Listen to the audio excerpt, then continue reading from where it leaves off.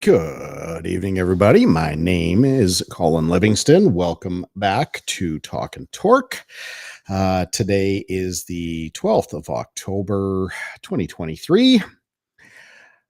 These podcasts are kind of interesting. They're kind of strange, and they're also kind of a pain in the ass because sometime get a good string of guests, get lots of decent conversation topics, and can just kind of roll from one to the next to the next. And then we get into issues with scheduling, maybe a little disinterest, maybe even a little bit get a little discouraged because things don't go as big as we like. And it's easy to kind of put them to the side. Then there's shows like today. This is kind of a free form show.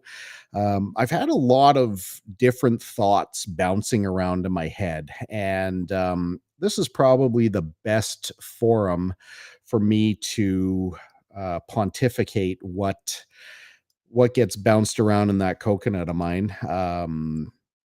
We've got a few things going on. We um,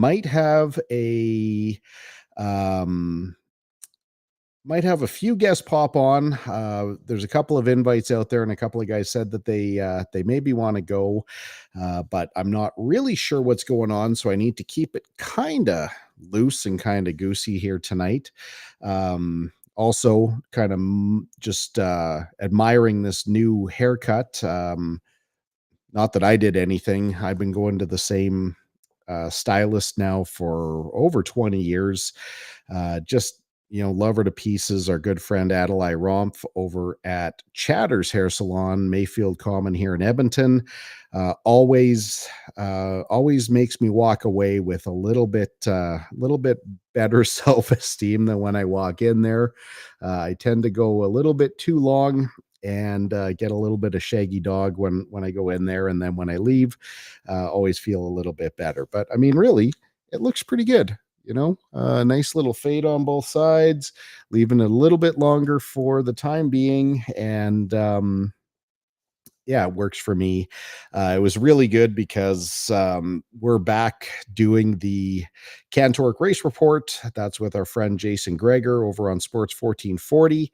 And even he said, like, hey, do you just get your haircut? Like, yeah, I came straight from, she had a cancellation. So I was able to sneak in, got the mop chop, and then booked it over to the mall. And thankfully, now these haircuts aren't for nothing because we stream live over there as well on YouTube through the Oilers Nation. So, um, yeah, it was great to. It was nice that it was noticed, and unfortunately or fortunately for me, I never see the comments that come through the text line or that get thrown up through YouTube. So, um, I'm still immune from all the negative comments, which is great. But had a really good conversation this morning with one of our customers, and well, I didn't get his permission to mention him by name or the company he's with. I'll just say his name is Justin, and Justin, I think I've only talked to him once in my life by phone, and then we had a couple of emails go back and forth, and then somehow, some way, when he came into the office, we got into this existential conversation that lasted about 45 minutes until we both kind of needed to get back to our day. And it goes back to something that we've talked about quite a bit when I do an appearance with someone like Dean Blundell on our parent network, or part of obviously the flagship show of our Crier Media network. But I'm a firm believer, and the older I get, the more I start to believe. I'm moving more in one direction than another. But I'm a staunch believer that if we take the things, we as society, I don't care if that's, on our block, in our town, as a country, our hemisphere, or the entire world, if we boil down what we believe in, and I'm not talking about spiritually, I'm talking about what we hope to achieve as human beings, we're going to agree on 85, at least 85%. There's going to be 15% that we maybe disagree on, the way that we raise our kids, the way that we handle taxes, the way that whatever it is. But even within that 15%, we're not going to be diametrically opposed. We're just not going to be in entire agreement. And somehow within our society, we keep getting tricked into believing that it's the 15% that we should be focused on and not the 85% that we all agree on. And I think that's where we really, really go wrong as a society, and where we get caught in this real trap of it's getting way easier to fight with each other than it is to have a conversation with each other, especially because we come at these things believing that the other person is wrong and we have to convince them that we're right. There's so many examples of this, but right now politically, if we start talking about politics, you're likely going to identify with a party. And in Canada, we have, we'll call it three major parties and then a couple of fringe parties. We've got the governing Liberal Party, which would be most closely associated with the Democratic Party in the States. We've got the Conservative Party, which would, I guess, most closely be represented by the Republicans in the States. But we also have the NDP, New Democratic Party, which tends to be more on the socialist side of things. Then we have fringe parties like the People's Party of Canada, the Green Party, where they're very narrow, objective, and without a lot of support. And as I was talking to Justin today, I have no idea what his political belief is. I have no idea what his religious belief is. But as we talked about all these things, we kept agreeing on why things are not going so properly. Because when people are in power, regardless of the government, I don't care if it's the current Liberal government, the previous Conservative government, or anyone before that, history has always shown that we cannot have the same governing party for too long, because then they become very complicit, they become very lazy, and their role becomes more about staying elected than doing the job that they were actually elected for. And it doesn't, I'm not blaming a particular party, because every party does this. In Canada, we've now had the Liberal Party running our country for 8-9 years. My opinion is it's time for something different. And while people will want to immediately argue and immediately fight to say, well, it can't be that, we've got to do this.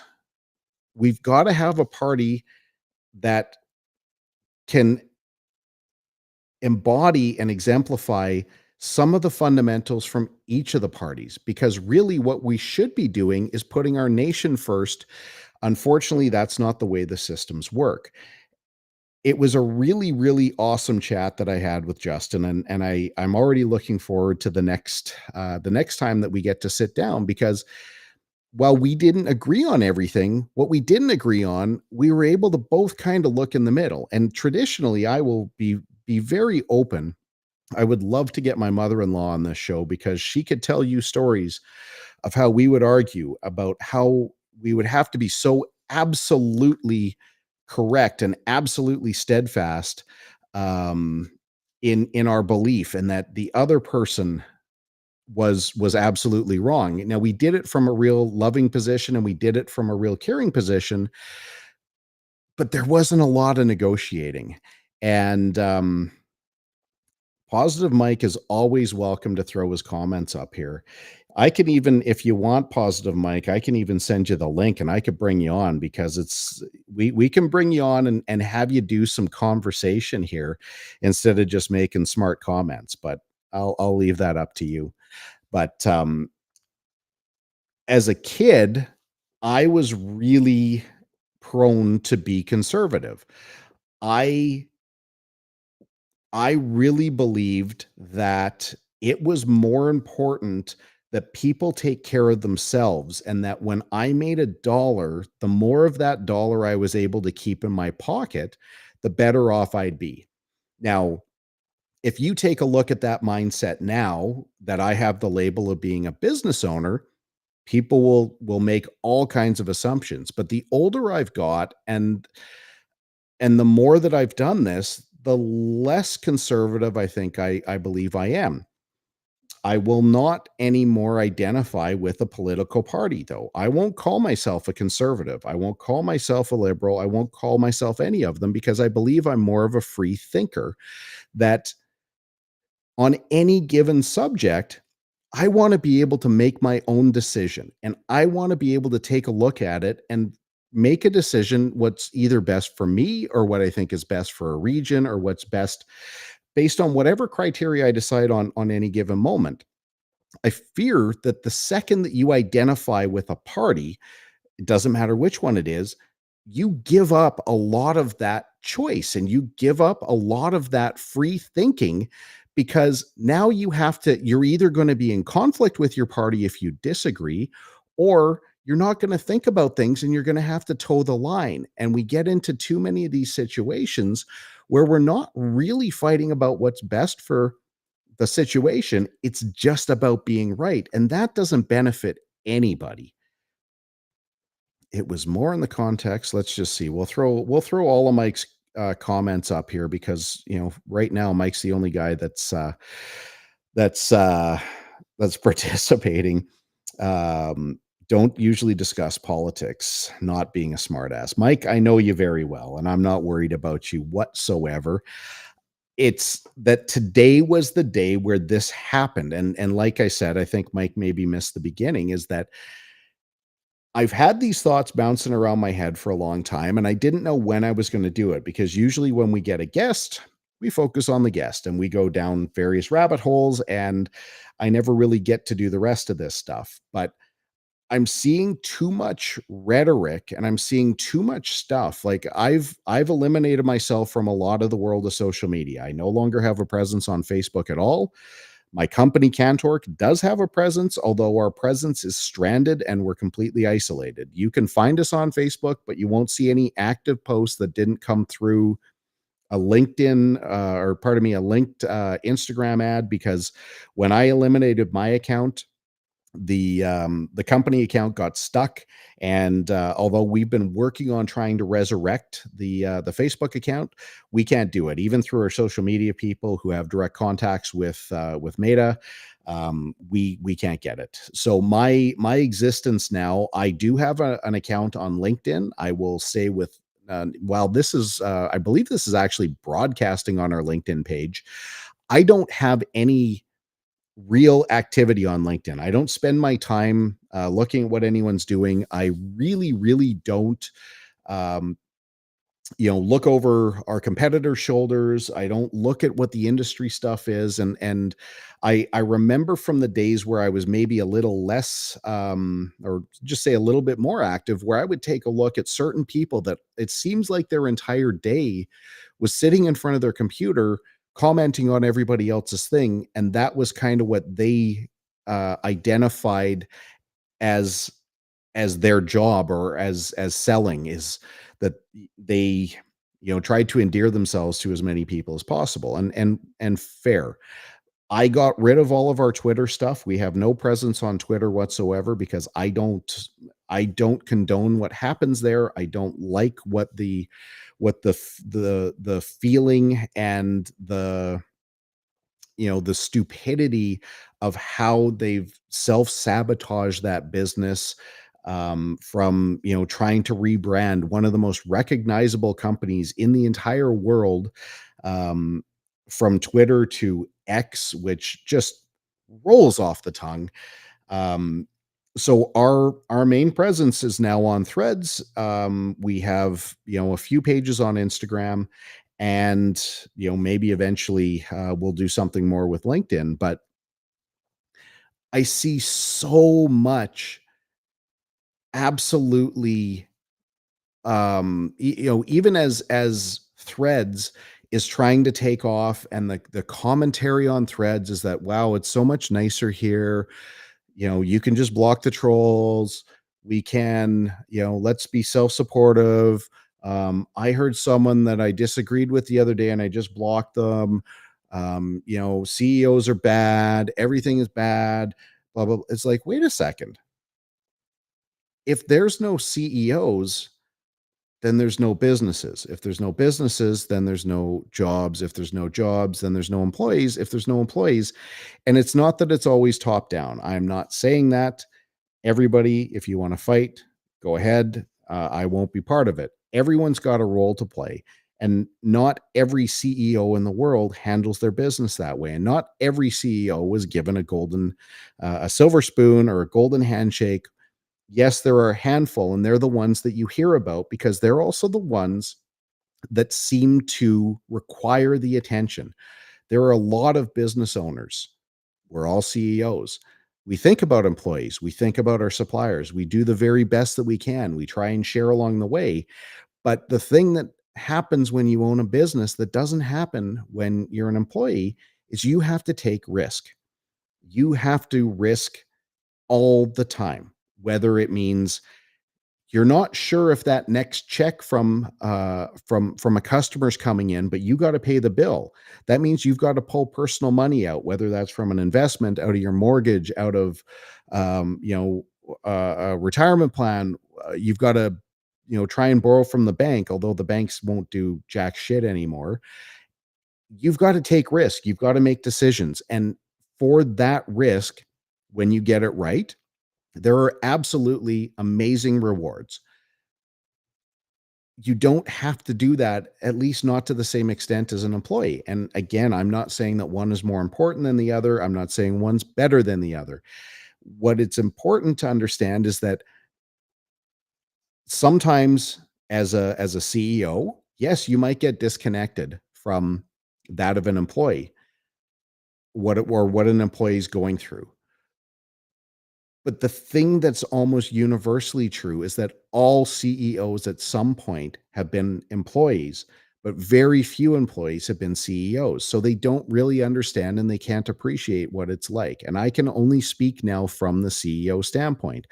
I was an employee for a long time and I don't forget what it was like. And I don't forget what it was like to have somebody else making all the decisions and not agreeing with them, but having to respect them. And I said that as an employee, and I've got dozens of people who can validate what I was talking about. That when we'd get into certain situations, I would say things to the extent of, listen, it's his name on the front of the building. I don't care if I agree with it or not, I still have to respect it. When I put my name on the front of the building, then I get to make my own decisions. And now, I've been in that position now for 23 years. It's it's really, really undermining, and it's really, really I think it's far too hostile for employees and CEOs to be pitted against each other. Just like anything else, and this is where the topic started, is that it's important that we work on what we agree on before we focus on what we disagree on. And make no mistake about it, I've had some absolutely god awful employees. I've had some great employees that I probably didn't treat as well. I either wasn't able to or I just didn't see what they were capable of. When somebody leaves you, you have to understand, did they leave because you wanted them gone or because they wanted to be gone? And if they wanted to be gone, is it because of something you did or is it because, maybe they just weren't the right fit? Both situations are okay. It becomes really important though, and there's a lot of self-analysis because as employers, we are not on level footing with employees. If we've got a 6-month or a 12-month employees, let's just say a 12-month duration employee, the employee decides that they are not going to show up to work anymore and walk away. There's absolutely no ramification. Now, theoretically, we can take legal action and we can try to recover the damages from an employee who just walked away, who we invested in, who we provided training for, and who has left us without proper time to get a replacement.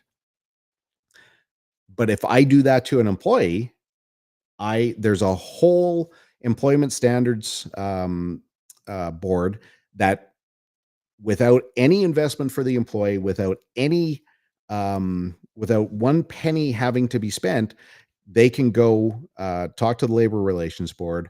we will automatically get a letter. We will automatically have things that we have to do, and there is absolutely nothing we can do about it. But there's no, employer standards board where if an employee does something poor, that for us to take action, we always have to spend, and that discrepancy is not fair. Whether you agree with it or not, I don't care. It's plain simple truth. Um, we have to be very careful. And, there's so many things that I read and there's so many things that get recycled, but it's like, um, what if, the CEO says, what if we train the person and they leave? And the person responds, well, what if we don't train them and they stay? Okay, well, that's great. That makes a lot of sense. And yes, you want to train your employees as much as possible, but training employees is extremely expensive. If you send them out to school, not only are you largely having to pay for tuition, but you also have employees that are going to be away from your business, whether they're taking time away during the day, whether they're doing it at night, what have you. There's a great cost to the business of training someone in any capacity. And it's part of what we have to accept as a business. But what people don't seem to understand is the more our expenses go up, the more our prices have to go up. It's simple math. People are starting to see it with the price of gas. Price of gasoline is extremely expensive. It affects every single person. When when it happens to a person, that doesn't affect their profits, but it does affect the amount of liquid income that they're left with. By the time they're paying high rent or high mortgage, by the time they're paying their taxes, by the time they're trying to fuel their vehicles and deal with increasing insurance costs, there's not a lot of money left over for anyone. And while people can understand that it's costing them and it's making life difficult, they can't seem to appreciate that the exact same thing is happening to a business. People seem, especially the people who have never been there, they seem to think that businesses have this magic ability that we can just generate money by writing a check. And that is not the way it works. Or my favorite, and I joked about this with an associate of mine yesterday. Well, you can just write it off. It's an old joke from Seinfeld where they were talking about writing things off, and then Jerry says, "Do you even know," he's saying to Kramer, "Do you even know what a write-off is?" And Kramer says, "No, I don't, but they do, and they're the ones that write it off." I used to have this conversation with my in-laws all the time because people seem to think when a business gets to write something off, which is also known as a deduction. I'm not talking about the Donald Trump level, where you're talking about hundreds of millions of dollars of fraud over decades. There are legitimate deductions. And what you're allowed to do is in certain situations, when you have an expense against your company, you don't have to declare that money that you spent as income. You get to exclude that from what you pay taxes on. That's it. So if you spend $1,000 on a legitimately deductible thing, people think that the government sends you a check for $1,000 to reimburse you. And that's not the way it happens. It just means that you don't pay your income tax on that $1,000 worth of stuff. But there's a world of other shit that you have to pay on. Pardon me. The big thing that drives me crazy, and I've talked about this before, but I'm not sure if I've ever talked about it here. We have a thing in Canada called the GST, which is our goods and services tax, which was originally designed for one thing, but of course it never works out the way that it's promised. The thing as a business is we have to dedicate resources to collecting the GST. We have to dedicate resources to accounting for the GST and remitting the GST. And if we make any mistakes whatsoever, we're penalized for it. We're putting our company time in, we're putting actual money in to make sure that we do everything properly so that the government can get a piece of the action of what's going on. We don't get to deduct that person's time. My accounting people, my bookkeeping people who have to spend so much time dealing with that, they charge, we can't claim it. It's such a double standard. Anyway, that's kind of the rant. I just want us to try and work on getting along. Um, There is another, let's see what Mike's got to say here. There is another social media platform out there, I believe, just in the initial stages. Yeah, there's a lot of stuff that's on the fringes. I believe that threads will likely take over from Twitter. If they do, great. If they don't, I don't care. It just doesn't matter. It doesn't matter where they're at, what they're doing, what it's called. There's always going to be an element that's terrible. I mean, the reason why I think so many people are so down on, the label of CEO is what happens with a guy like Donald Trump. It happens with a guy like Elon Musk that gets incredible support from the government, gets incredible breaks, and while this, the one genius has taken a company that was valued at $44 billion, or at least that was the valuation when he purchased it, even though there were a lot of people that said he overpaid, that's driven it down to a valuation of $8 billion in about a year. That takes a lot of effort to make that happen. Guy like Donald Trump, it was given an inheritance by his father, has done virtually everything that could be done wrong in business. He's done wrong. In 1 minute, there are clips of him presenting the world with what his net worth is. And he'll say it was like, over the years, we'll say it's anywhere from $1 billion to $10 billion. And he keeps saying it over and over and over and over and over and over and over again, because he's trying to brag and he's trying to create an impression about how wealthy he is. At the end of the day, when his net worth was actually released in his criminal trial, he was pissed off because he said nobody should know what my net worth is. Well, then why the hell have you been talking about it as the absolute platform for your entire existence? It doesn't make any sense. And these are the things I get that people get frustrated with. I get frustrated with them because it's complete bullshit. Today, another guy who some maybe know who he is and some don't, a guy named Bernie Ecclestone, who's the former head of the Formula One group, pleaded guilty today. There's been a tax evasion case against Bernie. We didn't talk about it on the radio because I don't really want to focus on this negative stuff. But Bernie was convicted today of having $400 million in an offshore account. And when they read the ruling, he said, I didn't know where it was. How do you misplace $400 million? Instead of more rambling, I see one of our guests. Well, he's not quite ready to go. I saw he was ready to go and then he got up and walked away. You can't say that you've misplaced $400 million. I'm sorry, Bernie. And the thing that's super frustrating at the end of the day, they found it. They figured out where it went. They knew what happened. And what does he get in the end? He gets a monetary fine and he gets a suspended sentence from prison. This is total bullshit.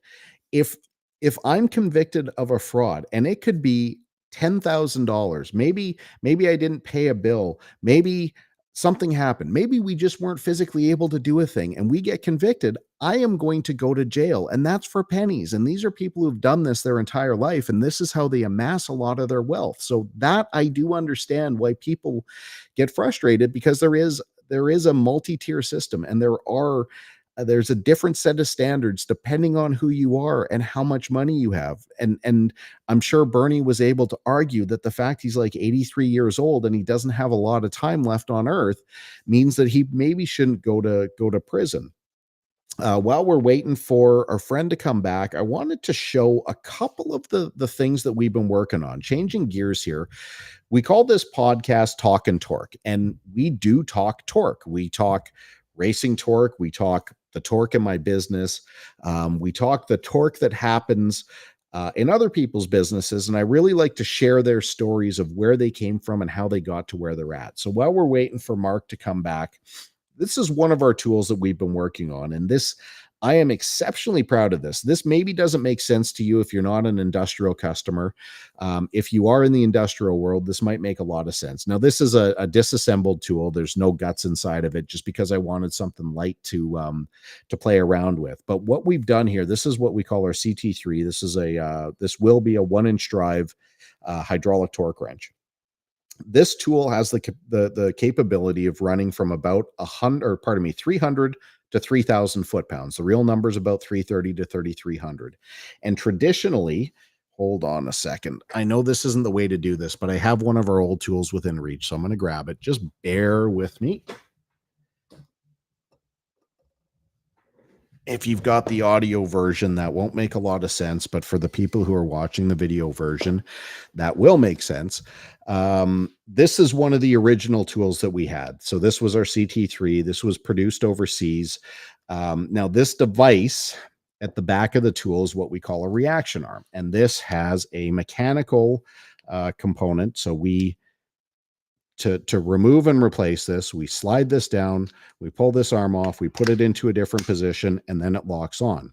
What the problem with this is a few things, but mainly when a person misuses the tool and they react on it in an improper fashion, they'll break this mechanical stuff. And that means the tool's rendered unusable. And it also means that you have a very big repair, having to replace a multi-$1,000 housing or the arm or what have you. And now you can see why I do this with a hollowed out tool, because they are quite, that's about 10 pounds. So once you get that away, it's quite heavy. What we did with this tool is we removed all the mechanical attachment points. We partnered with a company called Lantha Technologies, which is a Calgary company run by a really good friend of mine, Evan Travers. Sorry, Evan. And what they've helped us with their patented technology is now, instead of the mechanical attachment, this is still on. I can tell you there's 105 pounds of force holding this on, but it's magnetic. So we've got a little steel plate on the back of the tool. You can't see anything in this tool, but once it goes on, again, when it pops on, there's about 7 pounds of force when this tool isn't fully engaged. So it's a little bit of a wiggle to get it off, but once it's on, you cannot pull it off. So when somebody's misusing it, it now gives them the time. If they're loading up on the wrong side of the tool, the arm's going to actually separate. It gives them time to stop, and that arm will come back. Really, really, really cool stuff. I mean, again, we're a small manufacturer compared to some of the big guys who have been around a long time. It's a really, really, really big, it's a game changer for sure. We're the only ones that have it. It's trademarked and patented technology. And what's really cool to me, again, I don't spend a lot of time looking at our competitors, but what I can tell you is, which is now about 12 years that we've designed and produced our tools, we've come up with more new things in that period of time than any of our competitors. They're kind of stuck now with their existing models. They're stuck with what they've had. The people around the world, they can see what we're doing now, and they can see that there's a lot of true innovation. I come up with some ideas, but I'm smart enough to know that I don't know everything, and that I like to work with all these other companies. So when you're having a conversation with an engineer, he may be connected to a partner of his because he knows he's working on a thing, and so on and so forth. And that's how we got connected to Lantha. But wanted to share that. I got a couple other things, but our good friend is sitting in the wings here, and I just want to bring him on. I'm going to cue a little introduction here. This is a very good friend of mine from the world of racing, a guy named Mark Patrick Roy. My pronunciation is going to suck. I'll bring him on here because what's going on, my man? Cheers. Oh, wow. This is a real change of pace. You've got a drink and I don't. You're not, you can't have me online and not have a beer with me. Well, can I say that this is tequila? Absolutely. You can say whatever. We're living in a dream, my friend. So you can say whatever you wish. Here you go. Cheers to you. Cheers to everyone. So I don't call very I refer to a lot of people as my friend. I refer to very few people as a good friend. So MP did something last year that was just so generous and thoughtful and absolutely it was a thing that was absolutely the last thing I ever would have wanted or expected, but it just happened at a time where we were we were in a really bad situation. And what happened was do you know what I'm talking about? I think you're talking about Three Rivers slash Drummondville. Yep. So last year, we were racing at GP3R. Now you and I knew each other.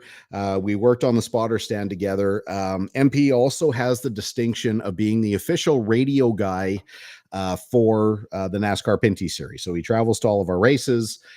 He's always got his equipment on site, and for the spotters, this is our main guy to help us.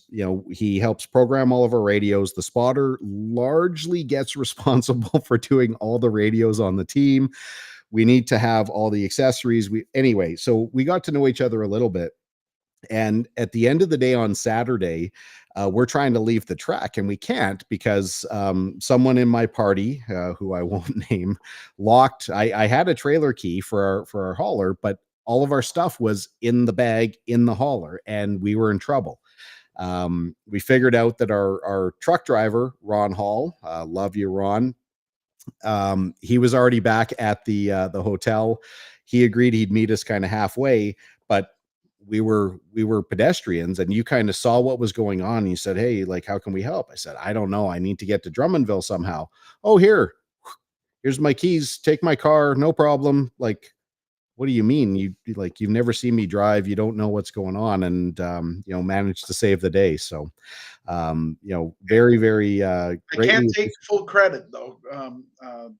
The Karine was 100% involved in the decision making, and she said, "Well, we can't leave these guys in the parking lot. We have to help them." So that's when we did a quick huddle, and we said, "Hey, can't be worse than me driving, so go Well, for it." we So had the quick huddle, and then I was personally escorted, which was another sign of trust. Personally escorted by your daughter from the paddock. garage across the bridge, through the baseball diamond, like through the labyrinth to find the car, which was another sign of trust because I could have been anybody. So hopefully I validated your trust. Absolutely, the trust was already validated. I Yeah. I, I didn't know if that was going to be the story or the one where you were in a spotter stand without a radio, and I Well, gave you mine. So I didn't know which one it was going to be. So so that I I told that story about 10 times this year as we went back to Delaware, and probably 5 people on our team reminded me of that. Like, did "Hey, they? you got your radio?" I'm like, "Whoa, whoa, whoa, whoa, whoa. Hold on a second. That whole story is not my story. That was how things happened." I'll go back because I'm sure you know what the story is and you maybe remember, but What when what what I remember is you counted on someone again to transport you, and that person was already at the track by the time you were still at the hotel. That's a fact. So my driver, a gentleman named Alex Tagliani, and I am not going to I'm not gonna give him the courtesy of anonymity. Um, we were staying at the same hotel. We had talked. Normally, we get together for breakfast, which usually means I go for breakfast by myself. I have a coffee, I eat my thing. Then I'm like, "Hey, bud, where are you?" "Yeah, I'll be there in 10 minutes." And then it's like an hour later, and we're scrambling to get out the door. And what happened during this race, I'm waiting. I had my breakfast, I'm waiting, and then I get a phone call from Fritz saying, "Hey, where are you?" I'm like, "I'm at the hotel waiting for Alex." He's like, "Alex is at the track." I'm like, "What?" "I don't have a car. I don't have anything. I'm here." Like, I'm I'm a passenger. He was supposed to give me a ride. "Okay, I'll get an Uber. I'll get there as quick as I can." They're like, "Well, you're missing the spotters meeting." I'm like, "You've got to go sit in. Just put a hand up. You'll be fine." So I get to the track, we're like the session's already live. So there is nothing that I can do at this point. There's no tunnel in Delaware. My radios are trapped in the transporter. You are very good at listening to the other team's radios. So you have radios that have every channel on it. The problem that we had, you were very quick to give me the radio. Otherwise, we wouldn't have been able to go on track. The problem is I didn't have a headset, which maybe doesn't sound like a big deal, but it's really, really, really loud when the car's on track. So all I was able to do, the only way it worked is I was able to take the radio and I could hold it like right to my mouth and tell Alex when something was going on track. And then I would have to sit here and like hold it right up to my ear. Cause if he said anything, I wouldn't have been able to hear it here. That was one of my more memorable spotting sessions for sure. It was also very funny to watch at, and it kind of reminded me the days where we were playing in the park with walkie talkies and pretending to be secret agents or something. So it did bring a smile to my face that day. I was way too scared to be pretending anything. Like usually spotting, uh, I've become more comfortable with spotting over the years. But there's a really, really high level of focus that I need to have because I tend to get more hyper focused on my car instead of kind of, I'll always look ahead, but I don't really pay attention to what's going on behind, aside from who we're going to be immediately around next. And there are some guys that are just extremely good that they can watch their car, but they're actually watching the race at the same time. And I can't do that. There's a lot of races we go to where, well, did you see that? Or like, I don't even know, like if we're not in the contest, a lot of the time I don't know who wins. I have no idea because we're busy fighting around this person and that person, and it gets to be pretty messy. But maybe which style of spotter are you? Actually, it's funny that you mentioned what you've just did, because there are a number of occasions where after the race we kind of talk over what went on. There are certain aspects that I'll remember very vividly, but there are some I at the time probably I would have been able to answer, but 30 minutes or an hour later, I don't even. It was unnecessarily detailed that my brain just you know uh, flushed out. Uh, in terms of spotter, I think there's three types of spotters to answer Okay. your question. I think number one spotter is the type of guy that goes up there and he just wants to enjoy the view, because we are getting a great view of the racetrack, uh, regardless if he's watching the cars or something else. Uh, and most of the time, that guy is the kind of wrong spotter to have, because he's the one that's going to get the driver all fussed up. And when the driver gets in an accident, the first thing the drivers does is, "Who hit me?" And this guy is the kind of guy that's going to repeat who it is, and he's also going to ante it up by saying, go dump him or go spin him out or whatever. So I'd like to think neither you or I are that kind of spotter. So that's Then number one. then there's the second type of spotter, and I don't know if I can put you in that one. I can definitely include you in that one, but you may be in the third category. Second category is the type of spotter that will look out for his driver, try to calm him down when it's time to calm him down, play cheerleader when it's time to play cheerleader, and will definitely know of all the rules, all of the procession that needs to happen, and of course when to pit, when not to pit, based on team strategy. And then the third type of spotter, and very few people can be in that category, because for one comment that you made before, it takes a lot of attention to a lot of things at the same time. To like the second spotter that I just spoke about takes maybe, I don't know. I'm going to use a simple analogy here, but it takes 100% focus. The third category takes 120%. Whether it's because you're scanning other teams, whether it's because you're talking strategy with the crew chief while the driver is racing and he doesn't know you guys are having that kind of discussion, but it's that little edge that's more, and then you can also bring feedback to the driver. Try a different lane. By the way, the car is handling this way, and report it back to the crew chief. I'd like to think I'm in the third category, but it also depends on what is interfering with me, whether it's people in the stands, whether it's people talking to me, or me just not being focused. But I'd like to think I'm in the third category, and I think you are too. Uh, but it's very difficult. It's very draining, demanding. At the end of a race, people don't believe how tired I can be from listening, watching, speaking, thinking, doing all those things at the same time. So, three categories.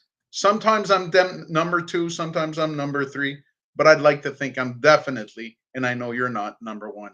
Well, I'll tell you, I'll get back to the um I'll get back to your answer as to which one I am second. People don't understand the pressure that there is to be a spotter. And I can easily quantify it because as a spotter, the first thing you have to accept, and I don't think, we're talking about, previously before you jumped on, I was talking about the risk that you have to take when you own a business versus what you don't have to do as an employee. And a lot of people don't want to take on that risk because they don't want to have their life rolled into their work. Where a business owner, and we can talk about your business enterprise after this, but when you step into that role as a spotter, the responsibility is the ultimate because you actually are responsible for your driver's life. Now, in our Pinty series, it's extremely unlikely that someone will die, but it is entirely possible that someone can be seriously hurt, can be crippled, can have their career ended. And if you're the guy that makes that mistake that leads to that, you have to live with that the rest of your life. And that's really, really hard to to process. And I don't know that a lot of our spotters actually, if they've come up through stock car racing, I don't know that they ever really have to do that. But Alex threw me to the wolves. One of my first ever spotting gigs was the Rolex 24 at Daytona. And I'm here to tell you that this is the most difficult event to be a spotter at in the entire world because not only are you on a road course, you're on the road course at night. There's four different categories of cars. You have to do these crazy long stretches. My longest stretch, I was spotting for almost 5 straight hours from like I think I went from about 10 o'clock at night till 3 or 3:30 in the morning when our third driver fenced the car. But trying to pick up a car that's almost a mile away on the back straightaway at Daytona or Do you have a was heat gun? tough. Or when two cars are kind of pointed, when they come out of turn 5 at Daytona, where they come heading straight to you, you can't tell at night which one has the depth. Or maybe there's a superhuman spotter that can do that, but I can't. Um, but there was an incident during the day where I just happened to hear I was watching Alex come off the oval at the start finish line towards turn 1, made the loop and was getting ready to head towards turn 5, and I heard NASCAR make a call, which made my eyes look forward. I'm like, whoa, whoa, whoa, back it down, back it down, back it down. There was a crash. It was a crash that involved Mimo Gidley, which really short tracked or sidetracked his career for like 5 years. I don't know that he's ever got back to racing. But Alex was, he was in one of these DP cars. He was sitting way down. He couldn't see the car in front. He was getting ready to make a pass. And if he did, he would have pulled out at like 140 miles an hour and destroyed this guy. And that could have been it. That was my moment where it's like, when he came up to me afterwards, he's like, "You saved my life." Like, holy shit. I didn't really think that, because to me, Alex is like a Superman that, he can do no wrong. I mean, I obviously know he can do wrong, but like when he's got his hands on the wheel, I don't have anything to worry about him as a driver, which is why you have to focus on everything else. Getting back to your question, I think I'm part of all three. I think I'm part of number one because I always think it's so fucking cool to be up in that stand and to hang out with you and Kenny and Jojo and all of our spotter people, Fraternity.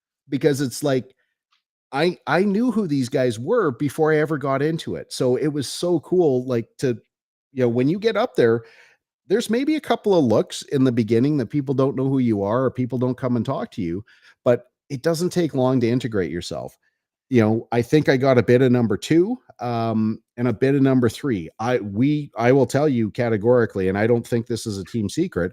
I have nothing to do with strategy. I will not talk to Terry about strategy whatsoever because Terry's the guy that comes up with the strategy, and there's nothing that I can add as a spotter that Alex hasn't already thought 50 moves down the road. He's got his handle on that. The only thing that I will offer him, and I'm getting a lot better at, I won't say I'm good at because there's always going to be somebody better, is I'm pretty good at picking up, at Delaware, the line that DJ and Trayton were taking was different than what we were taking. And I'd point that out to Alex and say, That's definitely number three spotter. the thing that I do better than anyone though, and I at least for Alex, is that because I've driven and because I've raced and I've actually done two oval races, and I will do any oval race that I can get my helmet on for.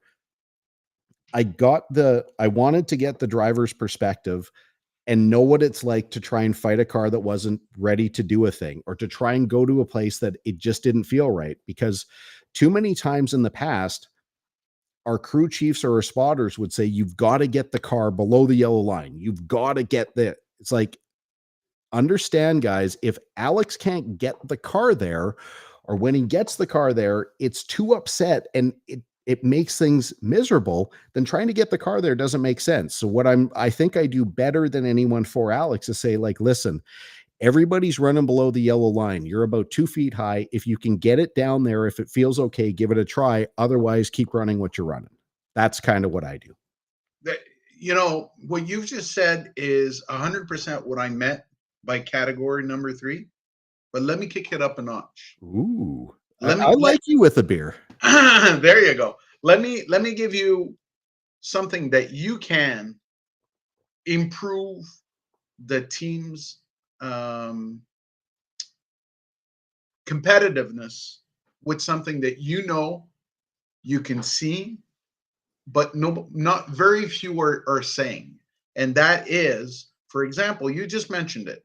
Everybody is on the yellow line. Alex's car is 2 feet above the line.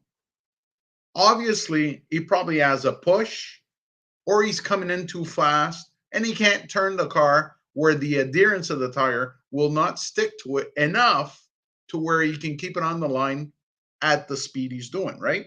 Yep. That's simple physics, right? Everybody understands that bullshit, but everybody should understand that. Now, where you as a spotter can bring in, especially somebody that has raced go-karts or karts, sorry, not go-karts, but karts. We accept both terms. You should be able to tell them, Alex, your wheels are too turned in, like oversteering it. Your hands on the steering wheel are way too over. Therefore, you're now push. And what's the next thing that's going to happen? He's going to complain the car's loose because he may not realize that he's coming in too fast or that he's turning the steering wheel too much. It's going to eventually snap because he's going to slow down, and the tires are going to grip, and the car's going to want to turn around. Ass is going to try to get around the front because the front pushes, then it grabs, then it throws the back. Exactly. I will tell you without hesitation, if we ever get to the point that I have to tell Alex how to drive the car, we won't work together anymore. No, you won't tell Alex, but maybe you can bring the feedback to Terry. He already knows. No, but let me explain my point of view on that. Is Alex may say, the car is a little tight in, but mostly it's loose off. Yep. And you can then say, but Alex, you're coming in 2 car lengths further into the corner than everybody else. That's why they can make the turn on the line, but you can't. Yeah. And I say that very differently because our car's tendency is that we struggle on entry, but we're very good on exit. So what I'll relay to Alex is like, we've got Larry Jackson 3 cars back. Larry closes within 1.5 on entry, it neutralizes in the middle, and you open up to 3 on exit. He knows until I start giving him closer intervals that whatever he's doing is going to maintain that gap or that we increase the gap. Telling him, turning too much. Here's how the other part of the conversation goes. Alex will say to Terry, I'm really tight in and I'm really loose off. And he's like, and he'll come with a very, very, very detailed explanation. And Terry will say, like, look, I'm looking at the brake bias. You need to try and dial 2 clicks back and see how that feels. Because if we can get a little bit more rear brake on entry, that's going to Terry can see it. He knows he's watching that. So I don't have to. Okay, then let me give you another example. You're sitting outside the track, they're sitting inside the track. They can't see the glow at the rotors on the outside, but you can. Correct. That's a detail that 100%. number 1 spotter won't give, number 2 spotter will not give, but number 3 will. Yep. And that's where I say, I'm going to use a word here that I don't like to use, but the better spotters or the ones that bring added value to the team will notice things like that. Body roll. Oh, yeah. You know, I like to call it track intervals, but if you're like you mentioned, maybe you struggle going to in the corner, but apex off, you're much faster than all the other ones. But at a given track, it's not as important track position on exit as it is on entry. Yep. So that's what I call added team value. strategy. Yep. Strategy analysis that needs to be done, and depending on who the spotter is, and also who the driver. You mentioned something very important. Some drivers don't give a shit as to what you're going to tell them because they know better. Some crew chiefs will tell you they don't give a shit because they know better. Yep. But I think the better teams are the ones where the combination of all three, because it's the sum of everyone's knowledge that can be taken to the bank. I'm pretty aware of what my skill set is because, if you've ever heard me describe what it is to be a spotter, hey guys, say good job. I say, listen, all I did was talk about what I saw. That's all I do. No, but Now, I agree. but I think there's a percentage of spotters, and I won't mention anyone, but there's a percentage that really like to hear themselves talk. They like, but there's also crew chiefs. There's also, there's a few crew members that they'll get on that radio because they want to feel important or they feel like, and it's like, guys, you got to stay off the radio. Like, if you've got something to say, absolutely say it. But while you're kind of doing a thing, we're maybe coming up to an accident and this is bad. Yep. And the worst feeling as a spotter, and it's funny because I was talking to someone just this weekend about it, is you say something, for example, I don't know, two back, he's attacking on the inside, or he's looking, or there's a wreck in turn one, and you're 0.3. And obviously one of the other crew members was saying either an interval or a lap time, and you're saying, oh shit, what did he hear? Did he hear me or did he hear the other one? You don't want to go over the conversation again. But we don't have full duplex. Exactly. We don't have full duplex radio. So while you're like, for people who don't know, while you're talking, if somebody tries to go over and talks at the same time, it actually creates like an interference audio signal, and it just goes brrr, and you don't know what happened, which tells everyone like, get off the radio. Car order services speaker. There you go. So Positive Mike has a question here. I'm going to direct this to you. Do you use spotters on road street circuits? If so, why? Good question, Mike. Absolutely. And the short answer, any edge that you can take, you will. So on a street circuit or road circuit, what you try to do is go to the key turns where potential of overtaking or accidents, and you put someone there to manage that corner, not the overall track. You probably need one of those just for officials, the team, but you want to make sure that in a key corner, for example, if there's overtaking, that you'll be able to tell your driver, as you said, the gaps between yourself and the other driver, so that he knows he's under attack, or he can take the turn. Uh, He see, doesn't have to take it more defensively because more, he's got enough right? gap that he can take the quicker way instead of closing the corner off. Yes, or I'll give you another example that I like to bring into the play. Let's say you want to overtake someone and there's no traffic behind you. You can be a lot more aggressive that if one of your competitors is one car length behind. You might not be as aggressive because you might be aggressive defensive at that time. So that's where all that strategy comes into play. And obviously, when a corner is like a 90-degree blind corner, you probably want to be after the corner to make sure that there's any accidents or damages, parts on the track that you can tell them uh, where not to go. Yeah, well, and to further answer that question, we use spotters at every track because the spotter has in NASCAR has two functions. The first function is to keep the driver safe with what we see on the track and what MP and I are talking about. The second is that it's also our job to relay NASCAR's instructions to the driver. So we have to have a collection of drivers in a given area. So, as an example, as a street circuit in Toronto, we go on the very top of the Enercare Center, which sounds great, but it sucks because we can't see anything. And they don't.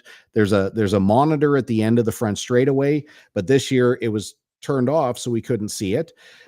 We have lousy communication with our drivers. Once they kind of go behind a building, we can't actually get them. And while I want to make a joke about why that's the radio's fault as the radio guy, it's a matter of Always the radio simplicity. guy's fault. It Always.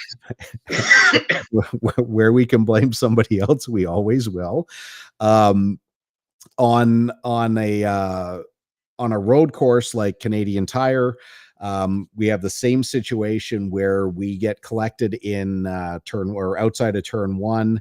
We'll often put other spotters around the track, and while MP is saying that that gives us an advantage, it's twofold because we can often relay a message to our driver at say turn three, who then can relay the message to our spotter who's on the back straightaway because we can't talk to all those areas with the radios that we have. So that really that goes. And even if we can't talk to them, they can have clear, quick conversation with the driver while they go through their area. So it's yeah, it works. Let's I see. hope it answered the Mike's question. We did say thanks, so I think so. Good.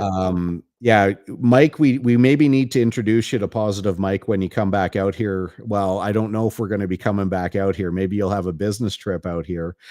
Um, but from the sounds of things, our Western swing won't be happening. But Positive Mike is also a craft brewery guy, so Oh, just so Mike knows, every beer that he dropped off to me during his last session has not been opened. They're still sitting right behind my desk here because I have to limit my beer so much because it affects me very poorly with gout. So that's because you drink tequila. I only drink Kilkenny, not to name it. So, but we I try to drink the good stuff. So, Mike, to you and to all I the other I'll listeners. tell you what, Kilkenny and Guinness do not taste the same when you go to Ireland. There's a whole process. My friend who was here yesterday, he owns a bar and he actually explained it to me with how the carbonation works and how frequently you have to clean the lines and all that. And he can get fairly close, but Kilkenny and Guinness in Ireland actually taste sweet. Not like sugar, but it's got a sweetness to it, and it's so less dark and so less bitter than what we get here, even with like the little carbon capsules. But I think you were just too drunk to remember what the real taste is. But nope. Nope. I've been a professional my whole life, and the day that affects me. Let's see. Mike's got one more for you here. Do you see any bigger ovals being built in this country? What do you think there, Mr. short Rock? answer, short answer. Uh, in French, we say a mécène. I don't know if it translates. Oh, the Somebody only with one I know is Tabernac, so no, no, no. So okay, well, unless somebody with a shitload of money who loves racing, who wants a tax deductible expenses, wants to step up to the plate. Unfortunately, the answer is no. Yeah. As we both know, there's a beautiful racetrack in Jacassa, or named Jacassa, in Cayuga, Ontario. Unfortunately, when one of the owners passed away, it folded down. So I still have my fingers crossed that we'll be going back, because I feel it was the Canadian, as they called it, the jewel crown Crown of the jewel. Canada. Yeah, a Yeah. Canada. Yeah. Um, it's unfortunate, but it's all about making money now. And unless you can guarantee the return, I don't see it happen. And think of the cost of a light bulb that has gone up, what, almost 400% since COVID. Well, think of the Musco lighting systems, the aluminum bleachers, asphalt, Yep. track preparations, buildings, etc. It's just, I think that the better days are behind us at this point. The crying shame with that Jacassa deal is that that was what the owner wanted to do, and they took 3 years completely rebuilding, reconfiguring, modernizing. This is what he wanted, and, once he passed on, then his family said, "No, we're gonna turn this into a weed farm to go with the rest of our weed farms, and we're not gonna run it as a racetrack anymore." So it was this beautiful, 5/8 of a mile oval, within striking distance of Hamilton. And yeah, I mean, for someone to go out and build a racetrack is very unlikely. Unfortunately, I mean, in my time in the Pinty series, and it hasn't been that long. I've only been kicking around since 2014. We've seen Barrie Speedway gone. I can't think of the others, but the Don't, only don't get me started on tracks in Quebec shutting down. Saint Oh, Eustatius. Saint Eustache is gone, that's correct. You want to? Mike was asking about larger tracks. Sanair Speedway, or Super Speedway, has been sitting idle for close to 11 or 12 years. And the last race that was there was a couple stock car races for ACT stuff.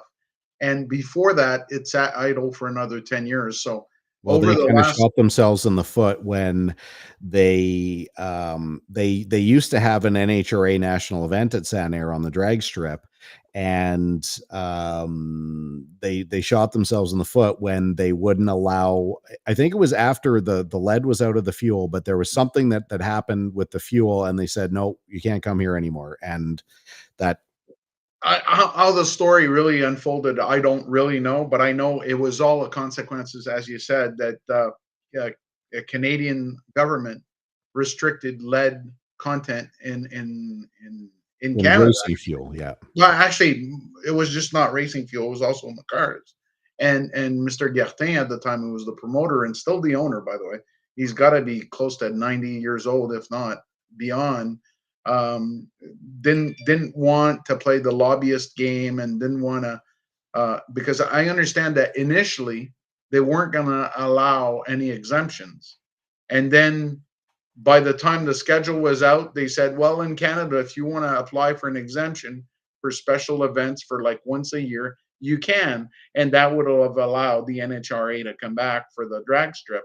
And the funny thing, that drag strip most of the time is being used for local drag events Yeah. or for bicycle riders to go and ride. So that's a Yeah, shame. the problem, yeah, with Saint Eustache, I mean, that was another, really interesting facility. I candidly think that the Oval was terrible. I mean, It was. I didn't It enjoy was. it, but I enjoyed the area because it was so close to the city of Montreal and the surrounding area that it was essentially a town race, town oval, but the road course was awesome, and But think the of the crowds that complex, we got though. were unbelievable there.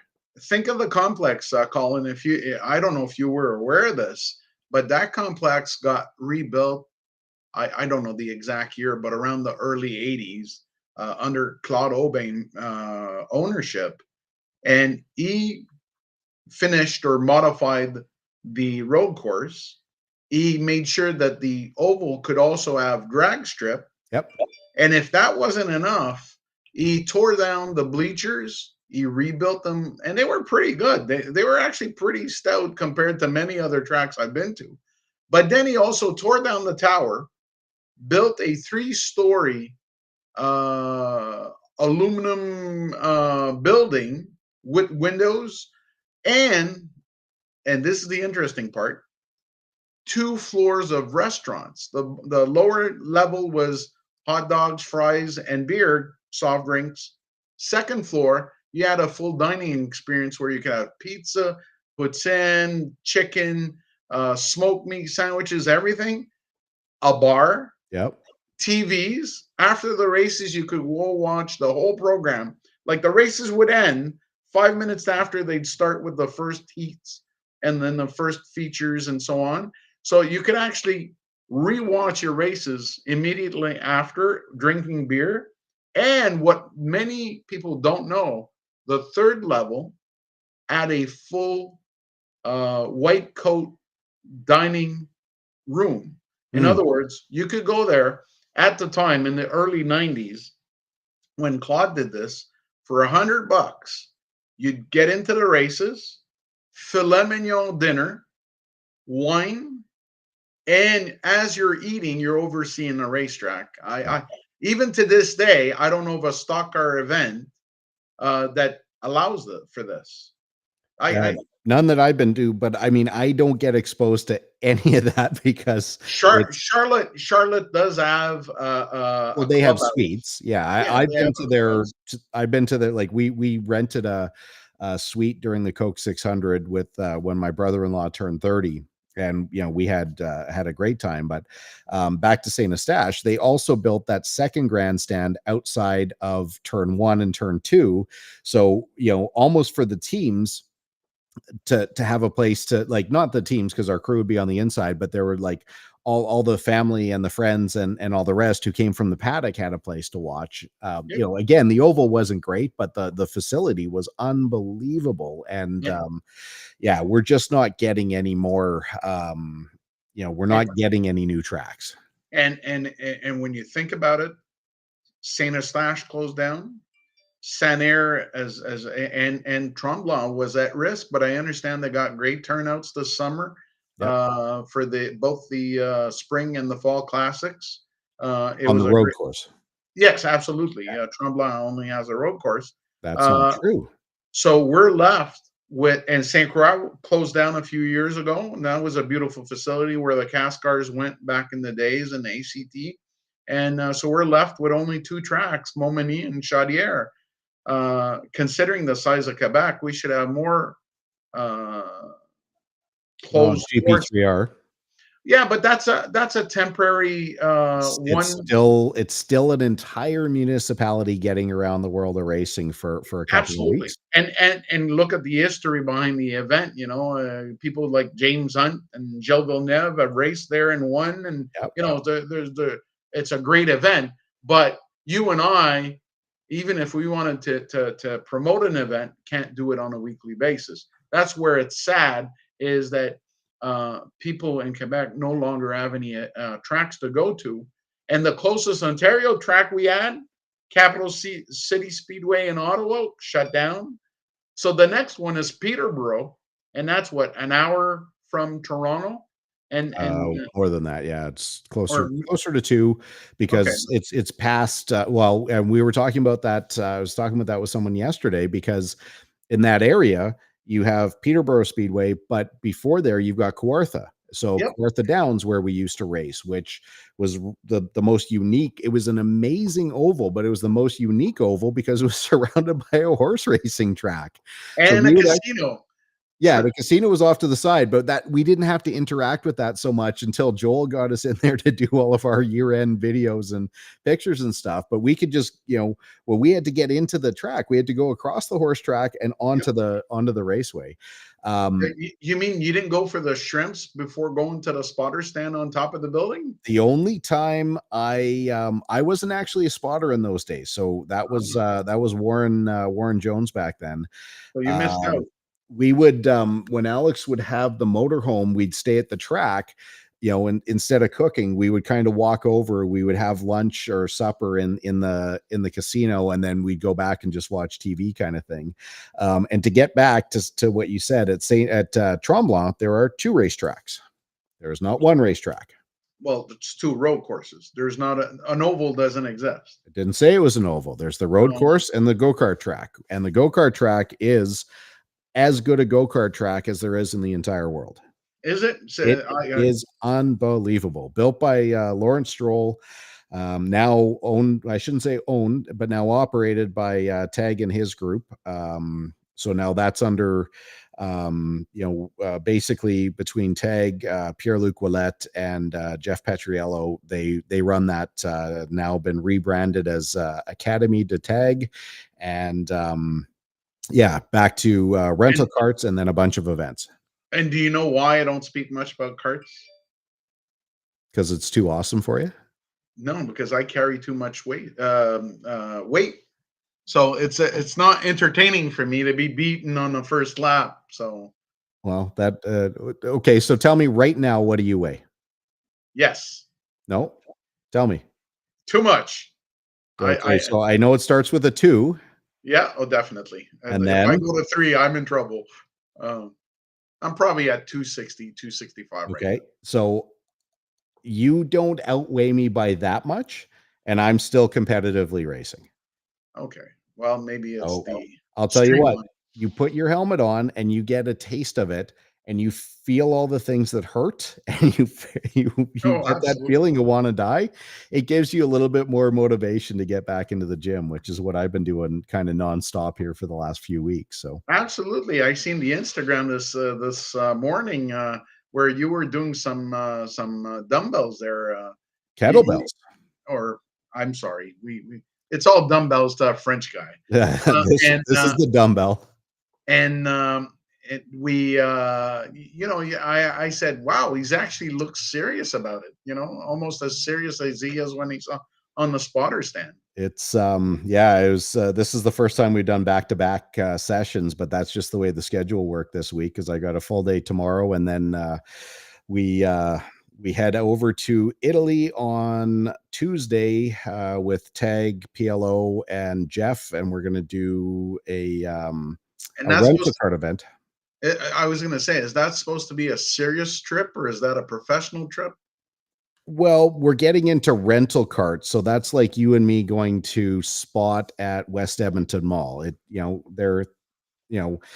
There's a decent prize if you win, but I don't think any one of us are going over there to win a go-kart. So we're going to have some fun. Alex turns 50 on Wednesday, so I suspect that at least one of the days will, after the racing, we'll have a little bit of celebration. We'll get him an unlimited supply of Moscow mules, as you remember from St. John's. Absolutely. And I mean, it's going to be great. So looking forward to that. I mean, more than anything, just getting to see my buddies again. And there's no bad trip to Italy, I can tell you that much.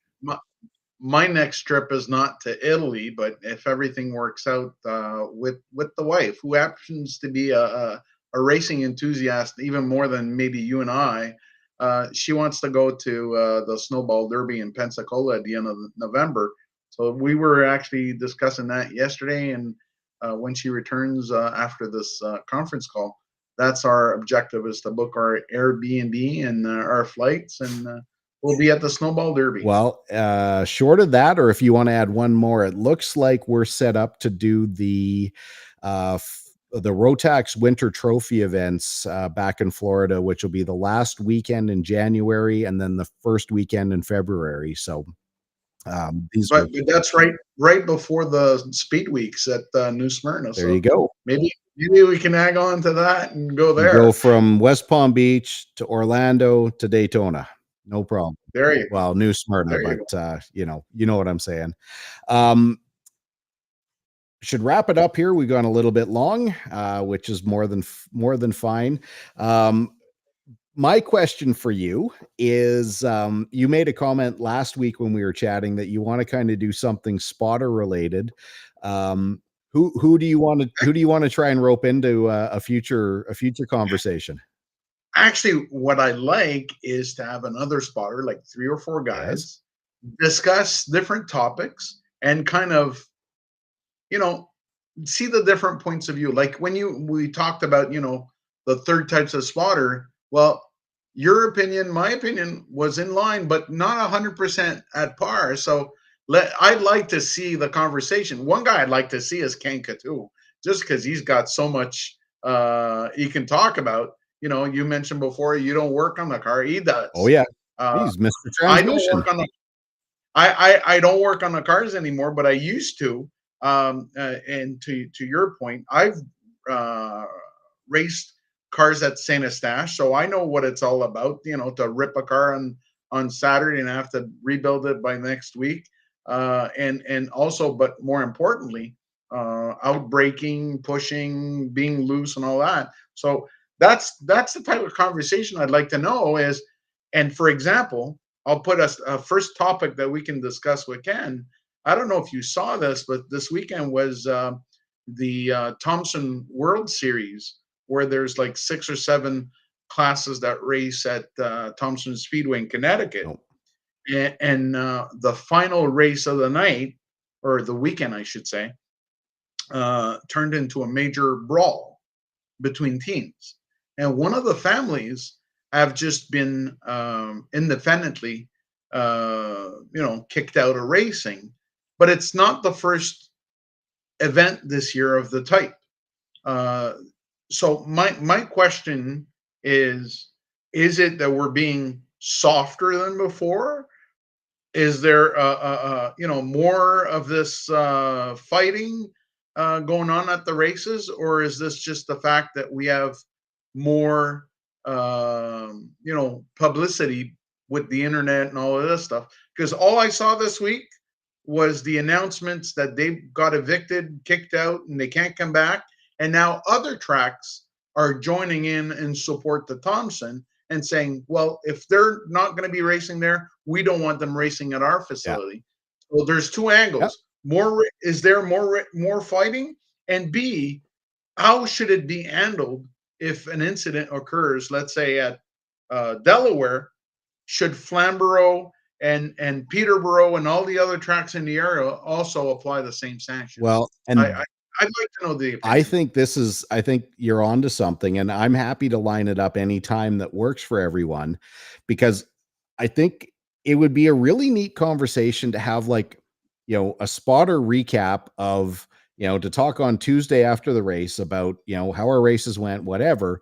But then to have a couple of days to go back and look at, like, I don't watch NASCAR anymore. I can't. You mean it's still on TV? I don't know. I don't know. Like, I don't watch Cup. I don't watch Xfinity. The closest thing I'll come to watch is the Truck Series. I'll watch some ARCA stuff. Um, but I can't be bothered with the nonsense, and it kills me because the NASCAR race director now is Brad Moran, and I love Brad. He's just a great dude. He's a Canadian. He's our former race director. Like, everything about that whole story is awesome, and I still can't make myself watch it. And but I'd love to get because the thing that a spotter has, and it is universal across the board, and from, say, our conversation, our spotters meeting in Wetaskiwin, that someone's good at lighting the fire and then just walking Oh yeah, away. And there's a handful of fairly entertaining guys. Every single one of them has an opinion, though, so it could be a fun chat. absolutely. I'd like to see that. Contrived racings. Actually, all racing is good racing. There's just some that are more entertaining than others. How's that? Yeah, the racing part, I think NASCAR does a pretty good job of. I don't care. I Everyone says they hate stage racing. I don't, because once they went to stage racing, they got rid of these bullshit competition cautions because a guy threw a water bottle on the track that has absolutely nothing to do with anything. But Jeff Burton got way too far. Like, Jeff Burton wouldn't be able to lap the field anymore at Loudon like he did in whatever that was, 98, 99. Lap the entire field. That will never happen again. They You mean Alex is never going to do it again? Well, in our series, yeah, we'll do it again. Don't worry about that. But not in the cup level. That's We don't have stage racing, but where a team hits on something that nobody else does, they find a thing. Yeah, they're that much better, and NASCAR tries to take it away from them, which makes the mediocre guys a little bit appear more competitive than what they are, and that kind of stuff. Like I hate the loose wheel rule, especially now, because yes, in the old days when they were a 5 stud wheel, teams would cheat. They would weld nuts on, they would drill out 2 or 3 of the nuts so that they would just slide straight on. They'd only be held with 2, and sometimes that nut, like those nuts would break. You can't hold a wheel on successfully, especially on the outside with 2 nuts. But nowadays, there's no advantage to under tightening a center lock wheel nut. The teams don't I don't think the center lock should be there. whether it should or it shouldn't, it is there. But the teams don't make the nut. They don't make the mounting system. They don't do anything. And they still have to wait when they put the wheels on.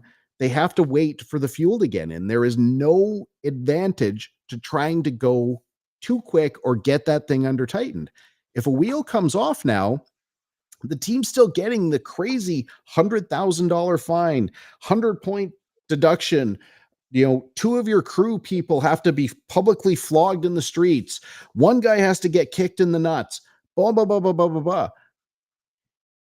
How does this make any sense? You've got drivers who are intentionally taking people out on track, killing the racing, and there's no penalty for that, but something that the teams have no control over anymore. There's not a team out there that isn't going to fully tighten their nuts. If the wheel fails, if the nut fails, if the thread fails, that's not the team's fault, but they're getting the penalty for it now that everything's under a single supplier system. That's the kind of stuff within the new cup that it makes no sense, and it's not entertaining.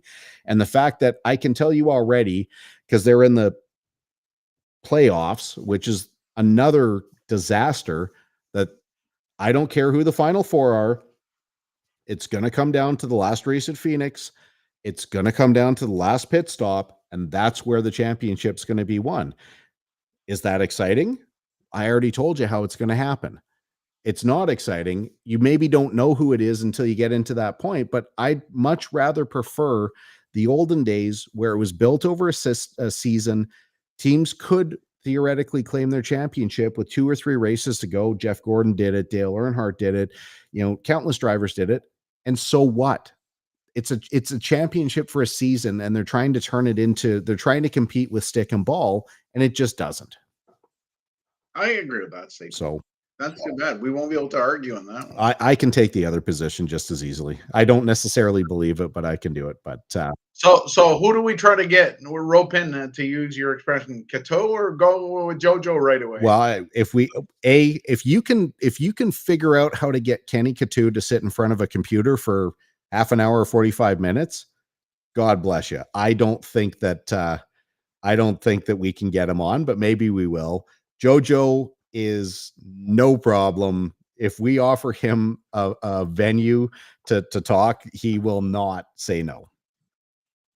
Then it's a deal. I'll start calling right after this call, my friend. Yeah, we need to get a guy like Phil Winter over at Larry Jackson's. Absolutely. But literally everyone would be welcome. Phil can talk to us about the bowling in the off season. He could talk to us about Coca-Cola, and he can talk to us about never drinking alcohol. And there's lots of things that Phil can talk about. He can also talk about his frustrations on the radio. I don't know if he will, but I get a lot of personal conversations with Phil, and they're mind-boggling what they go through on a week-to-week basis. Because Phil, unlike you or I, has the wrench, push the car, do the tires in addition to spotting. So we have it easy, buddy. We have it easy. If the only reason I touch the car is because I need something to lean on. If you see me working on the car, something's gone horribly, horribly wrong. I don't hide from it. I embrace it. I am not a mechanic.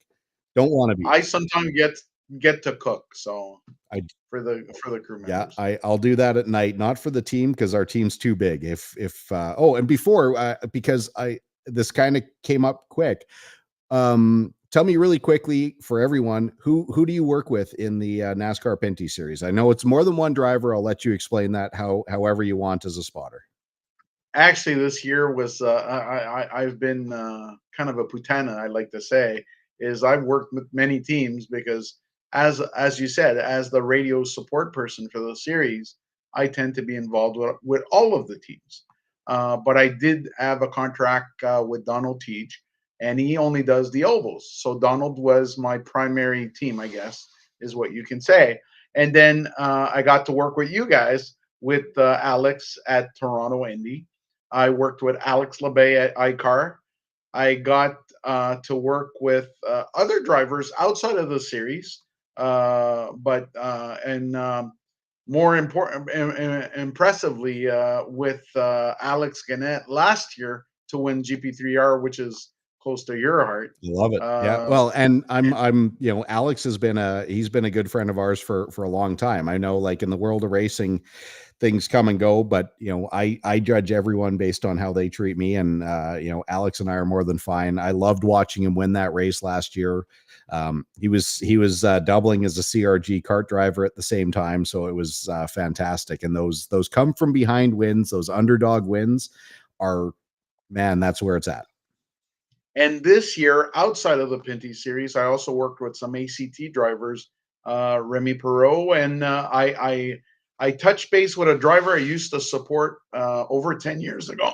Excuse me. And I worked with Patrick LaPearl for the last 2 weeks in the past series and ACT US. So it's the year where I've touched the most drivers, and I tend to try and stay only with one because, as you said, the drivers don't want all the same information. And so it's a little difficult to go from one to the Yeah. other. But hey, what do you know? Maybe I'll be like our friend Jeff Gutler or Jordan Buster and start doing gigs every weekend in all the classes. Yeah, I'm sure they're having a ton of fun doing Is it. that really what you want? I don't know. Yeah. What I want is I want to be rich and be that one that builds that bigger oval that Mike was asking about. That's what I'd like to do. I buy as many radios and cables as I can from you. So hopefully that's got you on your way. And just so you know, if I did, my house would be like Glenn Steyer's, right next to the track. Well, I think that might be, it's not for me to share, but I think next year I might do a behind the scenes of just kind of, walking through the main entrance around the Steyer's complex. But I have talked about this and I'll mention it again because it's really easy to focus on what he has. But I'll tell you what, last year's race, and I can't talk about this year's race because after the race, I was staying in a hotel. But last year I had my camper at the track. We stayed the night. We stayed way, way, way, way, way, way, way, way, way through the Night night. and morning. It was well past 6 o'clock in the morning when sat there with Stuart Friesen, and you were there. Chatted with the end of the night was between myself and Matthew Scannell, and had a great chat. He's such a great young guy and a really great driver that's just really budget limited.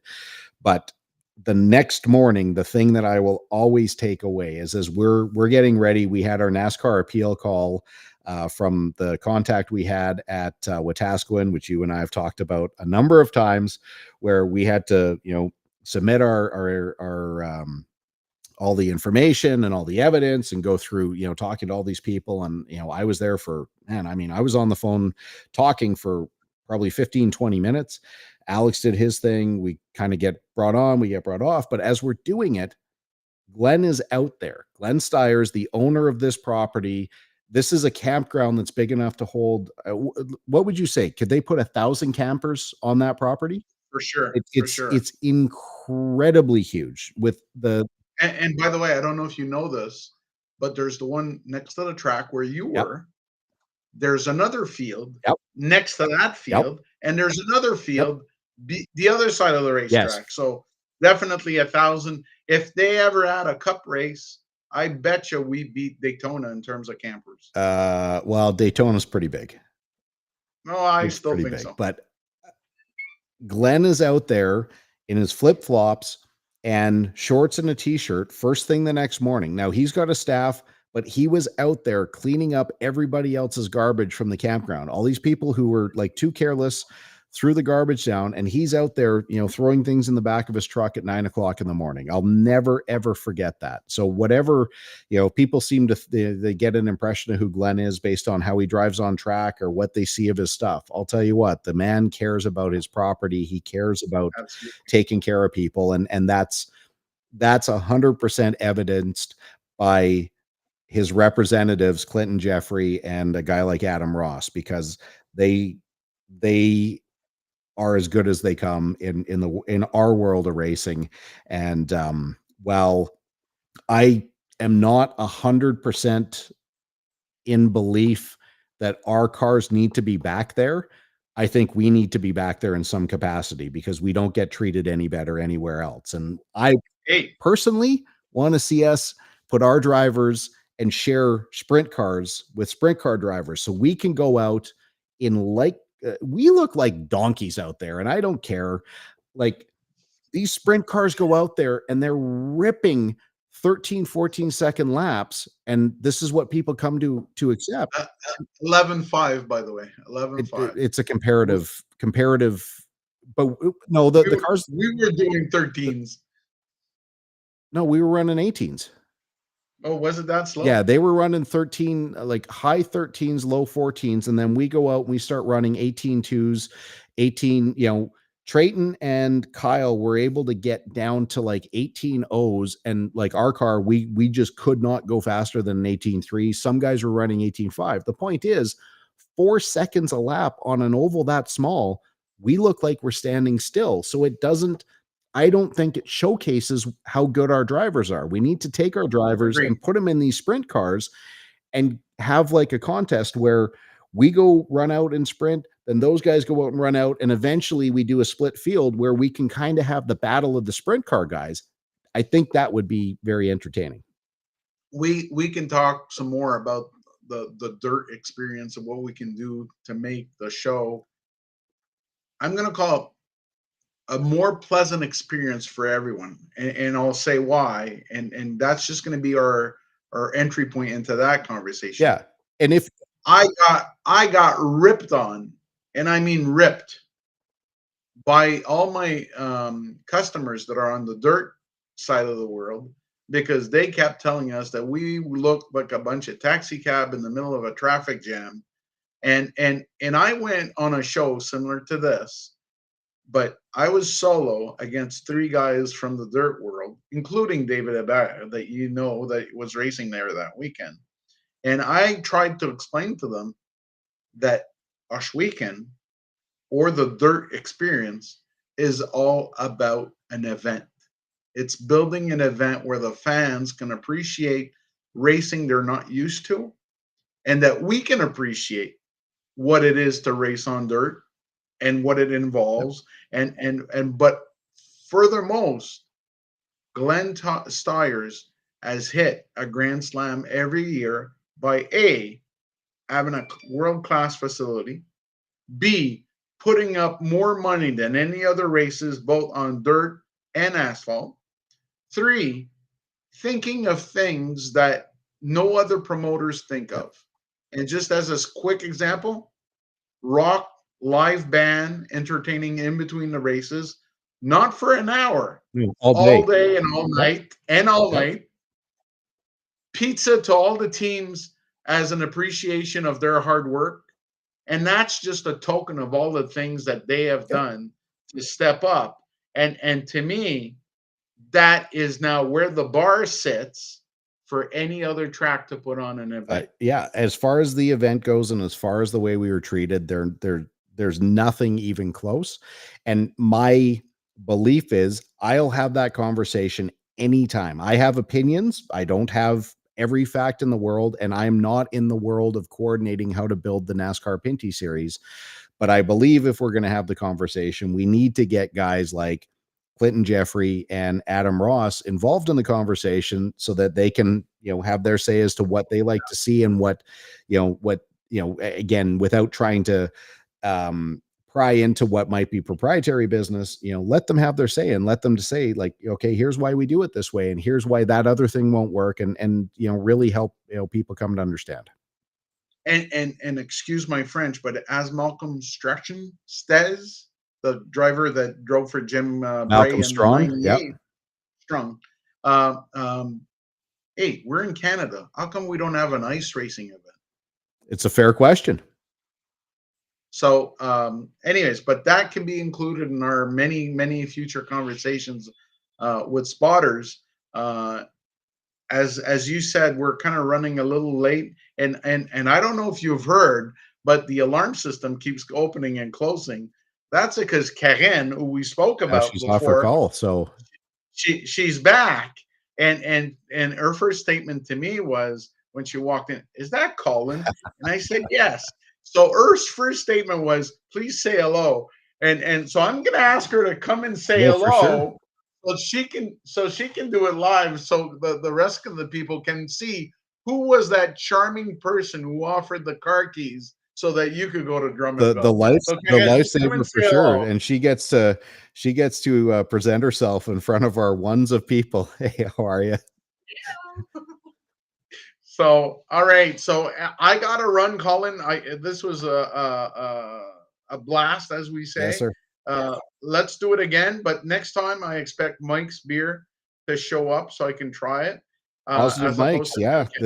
The jalapeno wheat is my favorite. Oh, Oh, really? yeah. I'm all about jalapenos as well. His So, beer, I uh, again, I wish it liked me as much as I liked it. It's not about what I do, but it's just one of those triggers for gout. So, I allow myself one every like 3 or 4 months, and that's about it. But, yeah, there's no shortage. He threw it up that, he should throw Mike, you can't support our whole team, man. You'll be broke. So, we might be able to bring us. So what we might need to do is bring the team here where we can kind of control. Because if you're gonna throw the whole thing out to the team, man, you gotta have. There's a lot of beer, and keep in mind, we can't just keep everything for our 18 team because it's 18, 20, and often 22. So, big crew. and don't forget, we can't touch it until the races are done. But that's So why we go through so much, because once the we checker catch flag up. falls, it's full go time. Yeah, we got two priorities for the spotters. We need to get back into the track, and somehow, even with our magical wristbands, that didn't get us into the infield any quicker. And then, we need to find a refreshing beverage, as long as we don't have too far to drive that night. But, yeah, next time we need to get into, Entreprise MP Roi. I won't say that properly. That's as close. No, I it's could good. I could say it in English, but then I don't feel like I'm doing any, respect. We need to talk about how you got into racing, your history in racing. There's a million other things that, we need to get into, and I'd love to have a fight night with our good friend Jojo. If we can get Kenny on, Phil, the whole crew, I think it'd be awesome, for people to see another level and another layer that you don't necessarily get to see if you're at the track, or definitely what you don't get to see, when we're on TV. So, thanks for jumping on. Is there anything else? No, it was a pleasure, and again, I'll raise my glass to the first one and many more. Well, here's my tequila, and right back to you, my man. All right, thank you, Okay, we'll see you next time. I'm sure we'll talk this week. thank you. There he goes. And, here's a 1 hour and 44-minute episode for a show that I really didn't have scripted, didn't really have planned. Um, when I come back next week, I'll likely be off because we're going to be in Italy. Although what I might try and do is, do a pre-record, and then I'll just publish it, at normal time. Can't promise to do that because I don't know what the schedule is yet, but we'll, by next Thursday, we'll be at the CRG factory. We'll be in, Brescia, and, getting ready to run our kart race. As always, thank you very much, Mike. You're great.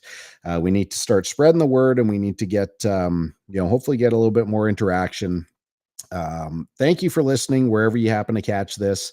I'm trying to be aware that we do have audio versions available on iTunes and all of your podcasting sources. Thank you to everyone at Crier Media, Rookie, Dean Blundell, all of our counterparts. And that's it. I'll try and get to the rest of these tools that are hidden on my desk here. Next week, we got our battery torque wrench. We're good at talking about that on the Jason Greger show. We got some of our accessories, and if you have any questions, I'm easy to find. Hey there at talkintorque.ca. You can also reach me, Colin, at cantorque.com. That is CANTORQUE.com. Other than that, we will try and catch you next week. See you, everybody.